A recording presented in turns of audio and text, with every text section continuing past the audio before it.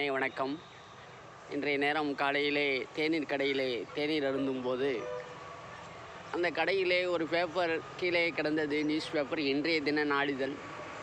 அந்த நாளிதழில் இறைவன் உள்ளே ஒரு மெசேஜ் இருக்கிறது, நியூஸ் என்று சொல்லி உணர்த்தினார். அதிலே உள்ளே பார்க்கும்போது கும்பமேளாவில் வலம் வந்த 7 அடி உயர ரஷ்ய சாமியார் என்று குறிப்பிட்டிருந்தது. எதற்கு சொல்கிறோம் என்றால், நாம் அந்த எதுவும் நினைக்காமல் இருந்தாலும் அந்த இறைவன் நல் உள்ளத்தில் இருக்கும் அனைவருக்கும் நல்லதே செய்வார்கள். அதுவே இறைவன் என்று சொல்லிக்கொண்டு அந்த கும்பமேளாவில் பிரயாக்ராஜ், உலகின் அதிகமானவர்கள் கூடும் கும்பமேளாவில் கூட்டத்தின் நடுவே 7 அடி உயரத்தில் அஜாபான தோற்றத்தில் அனைவரையும் கவர்ந்து வருகிறார் ஒரு சாமியார். அவர் சாதுக்களில் காவி உடை அணிந்து கழுத்தில் மற்றும் கைகளில் ருத்ராட்ச மாலைகள் அணிந்துள்ளார். முதுகில் ஒரு தோள்பை பேக்கை சுமந்தபடி வலம் வருகிறார். இன்ஸ்டாகிராம் வாடிக்கையாளர் ஒருவர் அவரை வீடியோவாக பதிவு செய்து வெளியிட்டுள்ளார்.